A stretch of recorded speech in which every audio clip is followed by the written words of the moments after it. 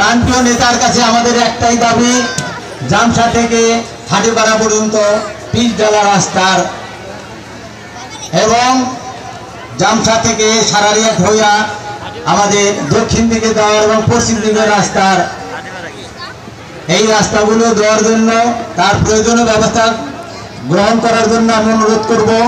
তারপর আমরা সারারিয়াবাসী অনেক ত্যাগ তিতিক্ষা করে নিত্য প্রয়োজনীয় জিনিস কেনা বেচার জন্য আমরা একটা বাজার প্রতিষ্ঠা করি। সেই বাজারের দিকে লক্ষ্য করে দেখেন রাস্তাঘাটের কি হাল।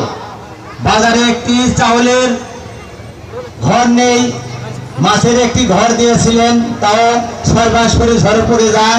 সেই ঘরটি উঠানোর জন্য চেয়ারম্যান সহ বহু মেম্বারদের অনুরোধ করা হয়েছে, তারা শুধু বলে আমাদের কোনো ফান্ড নাই।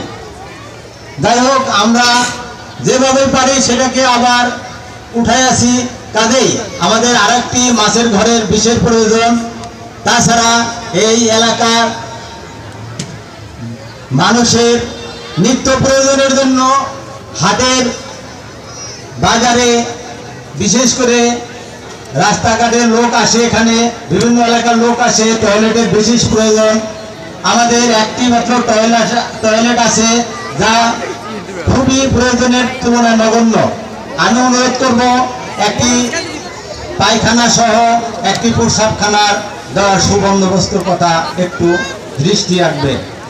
তারপর এলাকার মানুষের চাওয়া পাওয়ার শেষ নেই, বিদ্যুৎ সহ রাস্তাঘাটের প্রতি একটু সুদৃষ্টি রাখলে আমরা সবচেয়ে খুশি হব। এই বলে আমি আমার সংক্ষিপ্ত বক্তব্য শেষ করছি।